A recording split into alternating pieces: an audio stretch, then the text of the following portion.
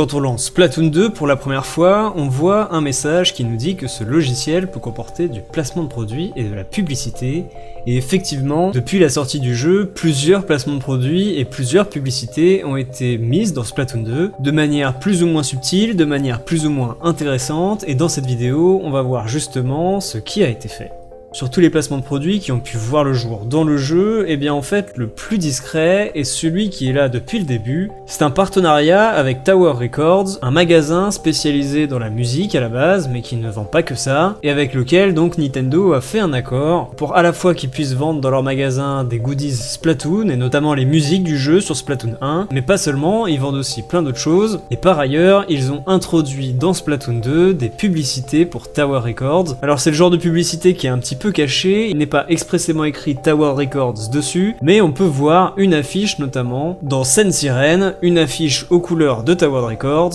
mais écrit non pas avec les caractères que nous on connaît, mais avec ceux du monde de Splatoon. Effectivement, c'est assez discret, et d'ailleurs si on ne connaît pas la marque, il y a peu de chances qu'on comprenne la référence, et vu que c'est une marque qui est pas tellement développée en France, mais beaucoup plus au Japon, eh bien ça prend tout son sens, et vous allez voir après pour les autres placements de produits qu'effectivement la plupart de ces placements de produits sont axés pour les joueurs japonais, ces joueurs qui sont en nombre beaucoup plus important par rapport à la scène occidentale. Les autres partenariats qui ont été faits dans le jeu, eh bien la plupart se sont faits à travers des Splatfest. On a pu voir par exemple un partenariat avec McDonald's pour un Splatfest japonais, où il était question de choisir entre des nuggets et des frites. J'avais fait une vidéo à ce sujet pour dire ce que j'en pensais à l'époque. Par la suite, ils ont fait un partenariat assez similaire avec Uniqlo, toujours en Splatfest japonais. Il était question de choisir entre des vêtements chauds du style doudoune, ou bien des vêtements chauds du style t-shirt moulant. Et à nouveau, la marque était bien présente et affichée sur l'écran du Splatfest. Un troisième partenariat de la sorte a été fait avec la marque Nike, et c'était il y a pas si longtemps, à nouveau pour un Splatfest japonais, avec le choix entre une paire de chaussures inédites contre une paire de chaussures populaires. Et pour ce partenariat, eh bien c'est allé un peu plus loin, car les développeurs sont même allés jusqu'à nous proposer 2 nouvelles paires de chaussures dans le jeu. 2 paires de chaussures à l'ambiance Splatoon, mais qui reprend un petit peu les traits de 2 paires existantes de la marque Nike. Et ça, même si vous n'étiez pas japonais, il était possible de vous les procurer, et c'est d'ailleurs toujours possible de les trouver en magasin.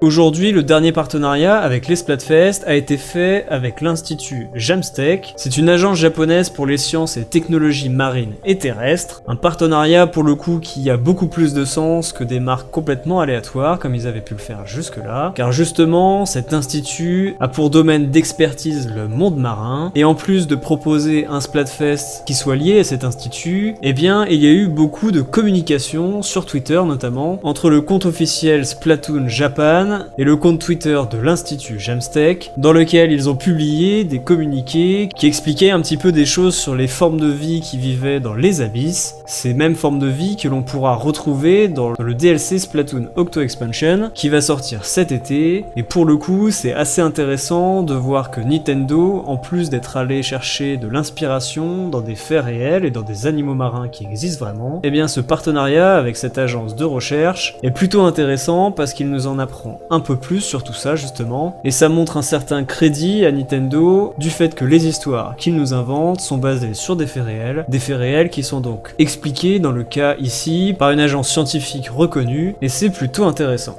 D'ailleurs, pour ce partenariat, ils ont même fait une modification sur la map Manta Maria, et ils ont ajouté dans le fond, sur la mer, un nouveau bateau qui n'était pas là avant, un bateau qui ressemble justement à ceux qu'utilise cet institut pour aller explorer les océans, et ils ont même introduit sur le mois d'avril un casque débloquable dans Salmon Run qui ressemble trait pour trait à ceux que peuvent utiliser les personnes qui travaillent chez Jamstec. Et du coup, durant ce mois d'avril 2018, le jeu était particulièrement aux couleurs de cet institut, notamment au Japon avec le Splatfest japonais qui a conclu le mois, et à titre personnel c'est le genre de partenariat que je préfère voir dans Splatoon 2 parce que c'est un partenariat qui a à la fois du sens avec le jeu, qui apporte du contenu d'une part et des explications intéressantes de l'autre, et je préfère ça à seulement un Splatfest sponsorisé par une marque quelconque. Le 5e partenariat dont je vous parlerai dans cette vidéo, c'est le partenariat avec le CoroCoro Magazine qui a ajouté 3 nouveaux équipements équipement dans le jeu est uniquement disponible dans la version japonaise. J'en avais également parlé dans une précédente vidéo, c'est les équipements Empereur qui sont issus de l'histoire du manga Splatoon.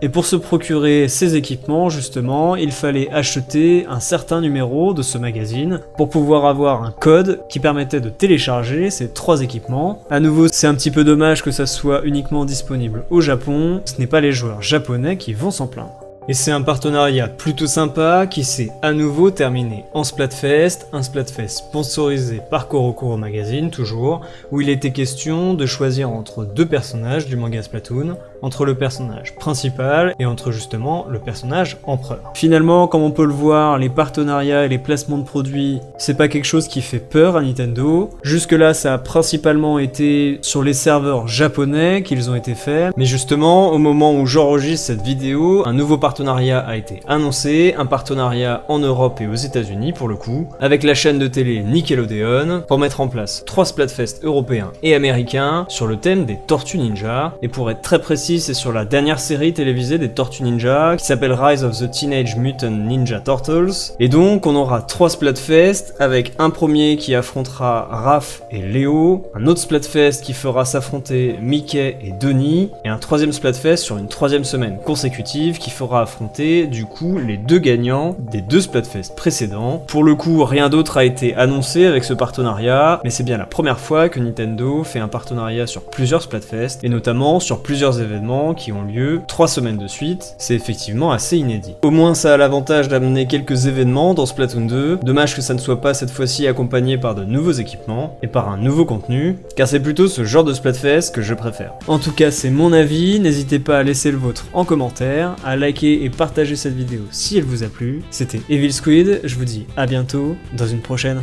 Allez, salut!